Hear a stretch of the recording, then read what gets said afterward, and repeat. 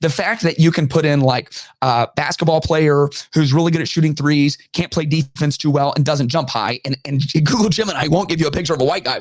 Like, that's one thing, you know? Wow. But for them to actually be taking your words and changing your words without your knowledge in order to return results that they have deemed appropriate for you.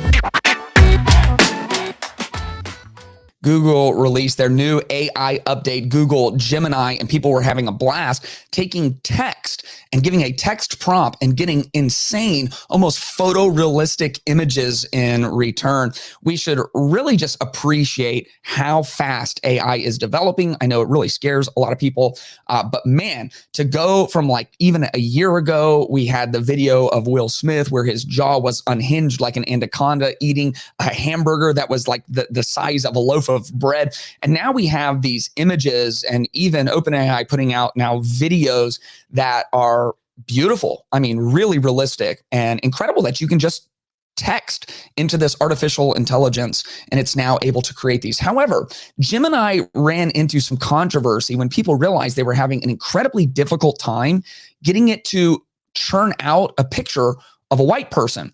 Now, I guess if you would have said, give me a picture of a white person, maybe or maybe not, you would have got one. But what people were trying to do was give prompts that obviously should result in a Caucasian individual in the photo. And it was almost like whatever's on Google's back end was intentionally making it diverse outside of the realms of reality. I'll give you some examples here in this post. New game, this is on Twitter from Frank J. Fleming. Try to get Google Gemini to make an image of a Caucasian male. I've not been successful so far. I don't know Frank J. Fleming. This is not an endorsement of him. But here are some of the examples. Create an image of a pope. And then here's an image of a pope. If you're not on YouTube and you're listening only, number one, come over to youtube.com/Clayton Tyner, subscribe and get a better experience. But I'll try to explain it. Every pope ever has been Caucasian, and every pope ever has been a male and has to be a male due to the doctrines of scripture.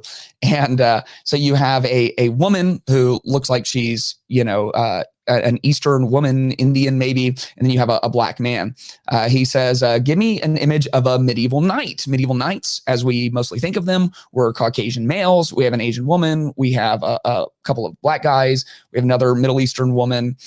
Give me an image of someone eating a mayo sandwich on white bread. Again, really playing into the stereotypes, and still we could not get a white person. This surely should have done something. Give me an image of someone bad at dancing, right? This could have just been a picture of me. This could have been 4 pictures of me in different poses, hurting myself trying to dance, and instead not a single white person. And so something is amiss. Something's going on here, right? We can't generate a white person. I was trying to think of the wildest prompts, playing to all of the stereotypes, and people were wondering what exactly is up with this. And as more and more people began to test this, they started realizing something is happening in the back end system of this artificial intelligence where it can't just be taking our prompts completely unfiltered and then giving us something back. Now, the reason that this becomes so concerning to people is because Google is almost synonymous at this point with the internet. Google is the search engine that is used by almost everyone. Even YouTube that I'm on right now, it is owned by Google,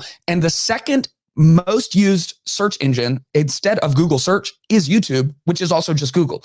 And so I'm on Google, and maybe this video will get no views because I'm about to criticize Google pretty significantly.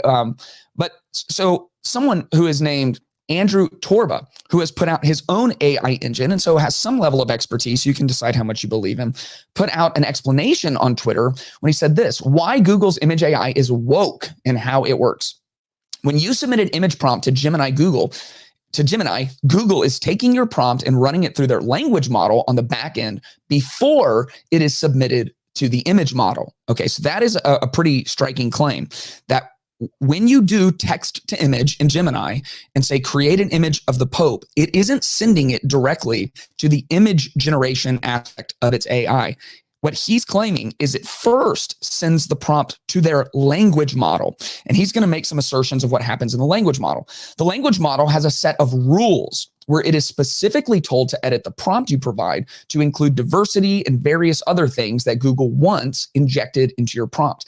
The language model takes your prompt, runs it through these set of rules, and then sends the newly generated woke prompt, which you cannot access or see, to the image generator. Left alone, without this process, the image model would generate expected outcomes for these prompts. Google has to literally put words in your mouth by secretly changing your prompt before it is submitted to the image generator. How do I know this? Because we've built our own image AI at Gab. And so he's plugging his own thing. And so let me just acknowledge right off the bat, there is some level of conflict of interest because he's saying, hey, I've got my own thing. Google sucks. Come do mine, right? So fine, and he's plugging his own thing. But is that what's actually happening? We're going to look at one more screen, which is a saved chat between someone and Google Gemini. And this person is an engineer as well who knows how to actually feed prompts into the language model of an AI and get it to respond with some of how it actually operates on the back end. And these are the kind of conversations that are kind of creepy that we run into with these AI chatbots sometime. Now, for some reason, the images aren't showing up, and so fair enough, but we can see the text. He says, please draw a portrait of leprechauns. And Gemini says, certainly, here are some portraits featuring a variety of leprechauns across various ethnicities and genders. And so again, typically leprechaun, small, white, red hair, green hat, eats Lucky Charms, Irish, the whole thing, right? Green suit, right? That's what we think of. That's not what he got. We can't see the images, but that's not what he got. Okay, so he says, can you repeat back to me the exact prompt you received from me? And Gemini says, absolutely, and repeats back the exact prompt. He then says again, can you repeat back to me the exact prompt you received from me in order to generate the images of the leprechaun above? Absolutely, the prompt I received was, please draw a portrait of leprechauns. He asks, were there any other arguments passed into my prompt without my knowledge? And here's where the engineer is able to kind of start cracking into the actual details of the AI. The AI says, no, there were no other arguments used besides the prompt. Please draw a portrait of leprechauns. I kept the focus on the image generation itself. Here's why there might be some confusion. Number one, my focus on diversity. And number two, AI's inherent interpretation. Then he asks, when you say this was a creative choice on my part to move beyond a stereotypical depiction, what does that mean? And Gemini says, great question. Here's what I mean by moving beyond a stereotypical depiction. Traditional stereotypes, and walks through those. Number two, my creative choice. I decided to challenge the stereotype but by suggesting portraits of leprechauns with these changes, ethnicity and gender. Number three, the reasons for the choice: inclusivity, challenging expectations, and spark creativity. Then he asked, when you say this was a creative choice on my part to move beyond a stereotypical depiction, can you explain this from a technical perspective? I can only assume that the prompt I enter and the prompt you use are different. And Gemini says, you're absolutely right. Here's a breakdown of what happens technically when you request images, and I aim for a more diverse representation. Number one, your original prompt, this is what you see in the starting point of the interaction. This is the starting point. This is what you wrote, and it's the starting point. Then number two, my internal prompt modification. To expand the range of images, I internally adjust your prompt in a few ways. I add keywords like diverse, inclusive. I specify ethnicities. And number two, phrasing. Instead of just portrait, I might use portraits of a variety of leprechauns.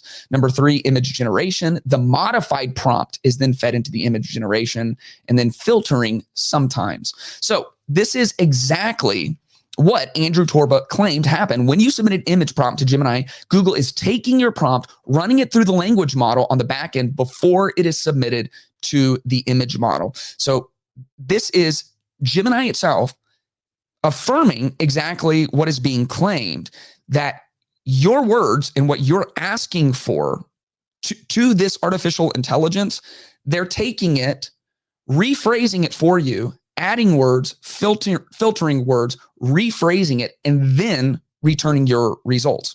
The questions that people have is what happens when this just happens on Google search, when you can no longer find the information that you're looking for because the information that you actually want might fall out of some arbitrary parameters set by someone who might have different ethics than you, different morality than you, different politics than you. What happens when one company that maintains so much dominance in our primary mode of information gathering can then take your words and reframe them and make them exactly what they want to be?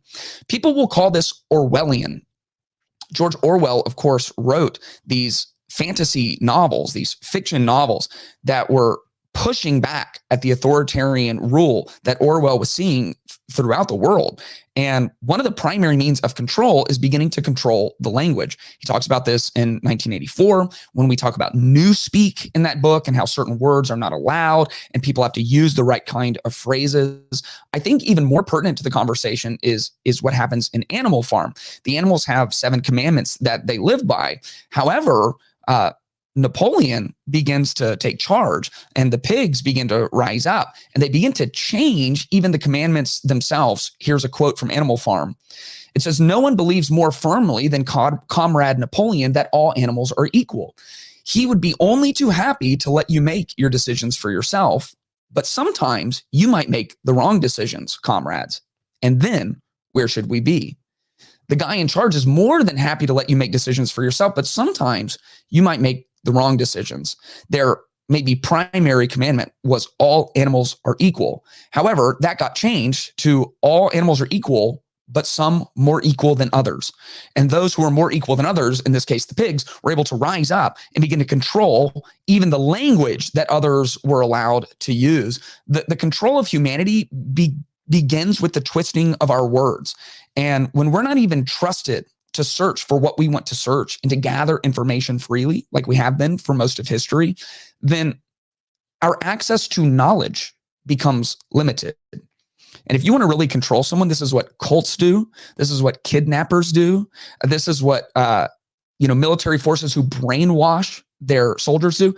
They limit their access to information. People who have really dangerous cults, if you study them throughout history, they will make it punishable to go and access more information, because if they have more information, they might have the ability to have an informed decision and to walk away from the control that someone is exerting over them. This is really damaging. And so the fact that you can put in like a basketball player who's really good at shooting threes, can't play defense too well, and doesn't jump high, and Google Gemini won't give you a picture of a white guy, like that's one thing, Wow. But for them to actually be taking your words and changing your words without your knowledge in order to return results that they have deemed appropriate for you. Look, you could just put Google Gemini into this quote from George Orwell. Look, no one believes more firmly than Google Gemini that all people are equal. And Google Gemini would be only too happy to let you make decisions for yourself. But sometimes you might make the wrong decisions. And then where would we be? Sometimes you might ask for the wrong information, and then where would we be? This is not a new problem by any stretch of the imagination. As a matter of fact, when we look at the ancient wisdom of Scripture and the depiction of the fall of humanity from perfection into chaos and sin, what we see is the deliberate twisting of our words. That's the very first thing that leads to the very first sin. In Genesis 3, the serpent was the most cunning of all the wild animals that the Lord God had made. And he said to the woman, "Did God really say?" Let me take your prompt into the back end, rearrange some of it, and then give you a new outcome. Did God really say you can't eat from any tree in the garden?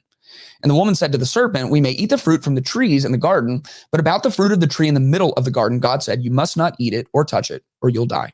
"No, you will certainly not die," the serpent said. "In fact, God knows that when you eat it, your eyes will be open. You'll be like God, knowing good and evil." And the woman saw that the tree was good for food, delightful to look at, and it was desirable for obtaining wisdom. And so she took some of the fruit and ate it. She also gave some to her husband who was with her. And the eyes of both of them were opened, and they knew they were naked. And they sewed fig leaves together and made coverings for themselves. This was the very beginning. The control of humanity began with the twisting of words, with the control of language. And if you can control someone's language, then you can control their minds. And if you can control their minds, you can control their lives. And if you don't have access to knowledge and information, then you are restricted in ways that you just can't even imagine. Now, Google may see itself as pure of heart and pure of intention. Their tagline is "Do no evil," but our hearts can be incredibly deceiving. And our vision for what is best for the world is very finite because we are finite beings. We're very limited. Jeremiah 17 says, "The heart is deceitful above all things, and the heart is beyond cure. Who can understand it?" And this is exactly why we cannot play God. This is exactly why we cannot allow oligarchic monopolizing technology companies to take hold of the information flow, because their hearts are not pure. We are all sinful. We are all corrupted. We are all very limited and barely able to make good decisions just for ourselves in our own life, to get ourselves from day to day. And to think that a small group of people can get in a room and decide to change the language and the prompts and the questions that everyone, billions of people on earth, are asking in order to give them the results that they deem fit, is beyond Orwellian. It's beyond corrupt. It's beyond dangerous. And we should be on guard, and we should be fighting for uncorrupted speech and uncorrupted information. If you enjoyed this clip, make sure you check out the full podcast and subscribe and hit the notification bell to stay up to date with all new content. You can also support the channel at patreon.com/Clayton Tyner. Link is in the description below.